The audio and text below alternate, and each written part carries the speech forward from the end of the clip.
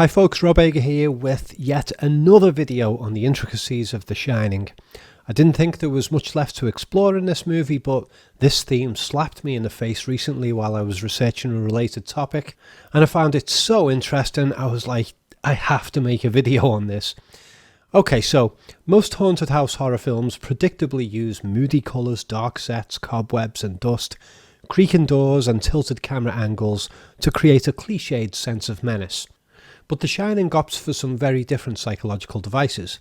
In previous videos I've gone into subjects like foreshadowing and the spatial impossibility of the hotel layout, but yet another device is that the film creates a sense of unease in the viewer via the presence of jarring geometric patterns.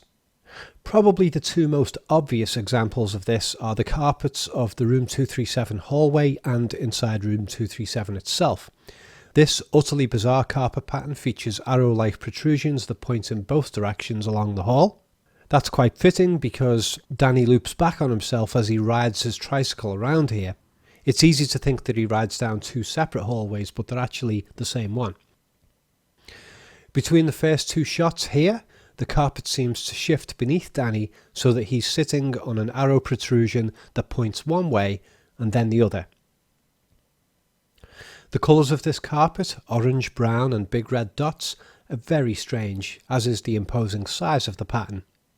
Then we have the equally bizarre carpet pattern inside Room 237, giving the impression of a bumpy floor instead of a flat one. The design is big and bold like the one in the hallway. All of the stalk protrusions are pointing to the place we really don't want to go, the bathroom where the horrible naked hag is. This carpet bends up and across each of the steps into the bedroom, which adds to the geometric strangeness.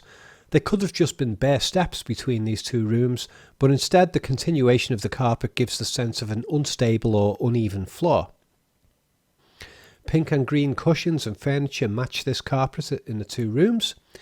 It should be a cheerful looking apartment given all this bold colour, but I find it pretty unpleasant.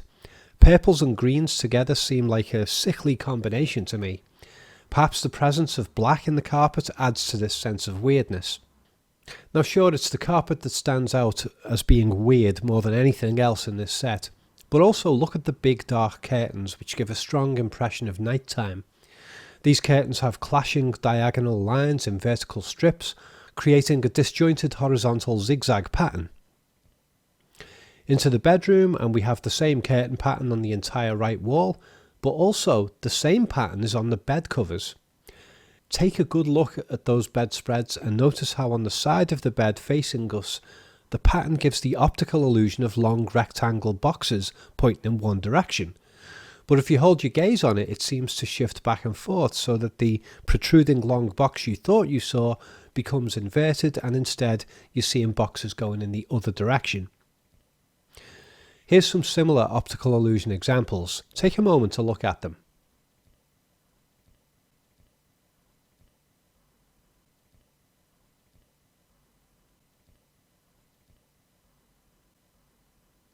Now the effect isn't so obvious here with the curtains because of the folds in them. And on top of the bed, our angled view of the same pattern creates an unpleasant, messy zigzag pattern, similar to the curtains, but more convoluted. Now some of you might be thinking, nah man, you're just reading way too much into all this. This is just pareidolia, the tendency of humans to see things such as faces and shapes in contexts where they aren't there. But that's actually what I'm getting at. I believe Kubrick had these patterns put into these sets, specifically because he knew that we would have a pareidolia response at the subconscious level, and that the resulting sense of unease would in turn add to the unsettling ambience of the Overlook Hotel. Take a look at these images and notice how they give you the impression of shapes that aren't there, or movement where there is none, and how these mind-bending opticals create a slight feeling of anxiety as your brain struggles to make sense of these flat patterns, which, we expect to see something that is 3D. However, these are obvious examples. If Kubrick had made the optical illusion elements of the Overlook Hotel blatant enough to intrude into the conscious mind, it would defeat the point. The point of it is to make it a subconscious effect, so that the most we think of it consciously is to just say to ourselves something like, hey, that's a weird carpet design. Zigzags and other unnatural geometric patterns tend to be a bit discomforting to us because of their reality-bending optical illusion effect. And I think Kubrick has made use of this brand of visual trickery in these scenes to give us a feeling of psychedelic unease. If you think about it, this is a really strange and unsettling set. But it doesn't use dark corners and long shadows like we normally get in horror movies. The music is creepy as hell, but even without the music, this set feels very strange just to look at. I think the geometric patterns in the decor are a crucial element here and in the outer hall. See how the carpet trails off, giving the impression of a different pattern in the distance? See how the striped wallpaper in room 237 gives the impression of a vertically ribbed surface. This is even more pronounced as we approach the bathroom door, where we can see the light and dark wallpaper stripes even more closely, and it looks like there are vertical slats lit by the lamps off screen to the left, as if the wall is a giant radiator. Given that the wallpaper is virtually the same colour as the door frame, it also looks like the door frame itself is kind of echoing outward. And the contrast of this wallpaper with the top of the cream coloured actual radiator, same colour, this creates an odd little zigzag break in the pattern. Is this stuff all just incidental, or is it visual trickery done on purpose? I'm not claiming to be right about all these things that I'm pointing out, but those freakish carpet patterns, they've got to have been chosen to make us feel uneasy with their strange geometry and strange colour combinations. A different but very prominent example of this geometric optical illusion trickery is the confusing top-down view of the Overlook maze. It's confusing because we're seeing Danny and Wendy in the maze, but we shouldn't because it just looks like it's a cut to a different view of the tabletop model. It's a very impressive practical effects shot given that this movie was done well before the CGI era. The maze pattern also blatantly mismatches the tabletop one that Jack was looking at. It has no edges, and it's far bigger.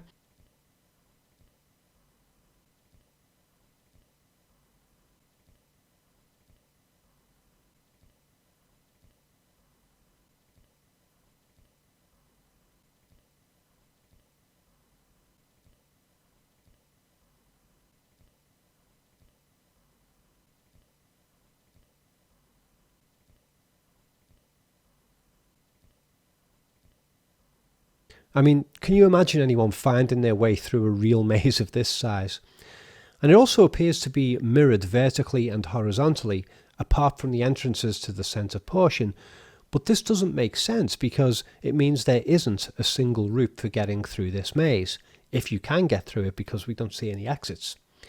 With a standard maze, you can find your way through by simply following the left or right wall continuously until you end up outside, but you can't do that here. Specifically related to our theme in this video though, is that this maze has unnerving zigzag patterns stretching outward diagonally from the four centre corners.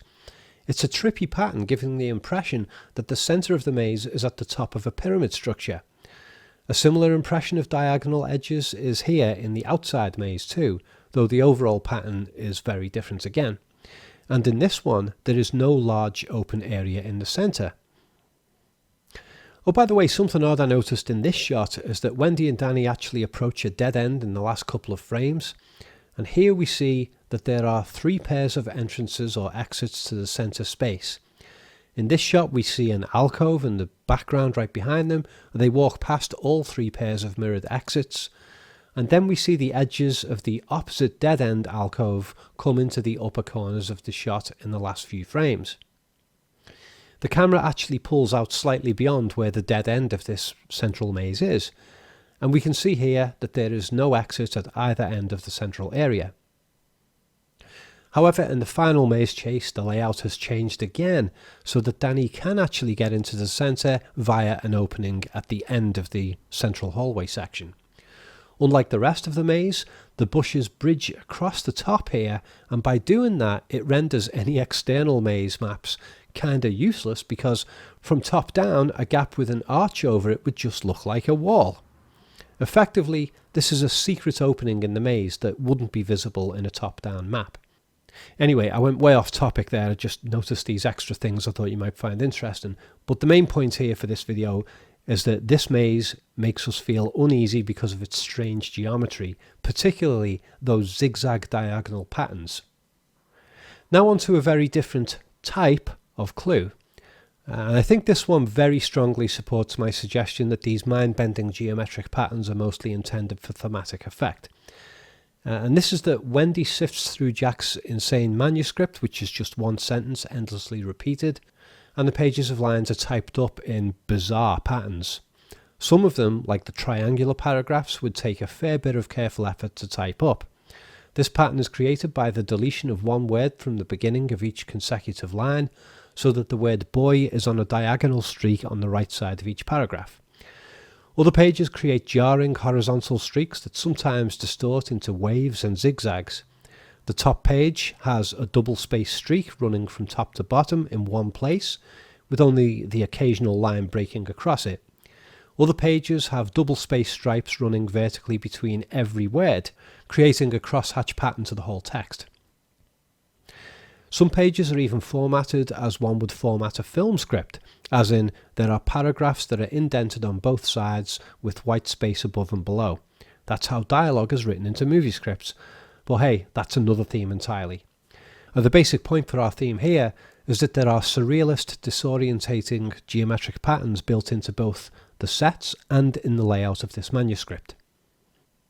Now I do have lots more notes on all this weird geometric pattern confusion because there's plenty more of it in the movie.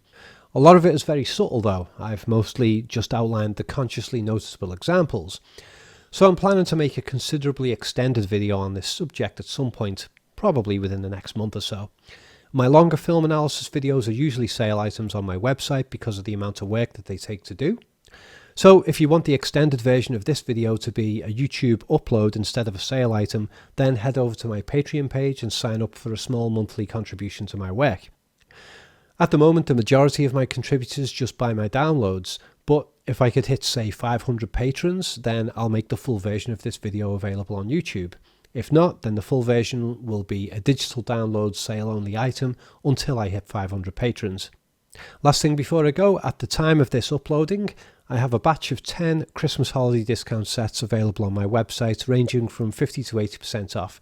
Be sure to check those out either now or very soon, as the offers will end around about New Year 2020.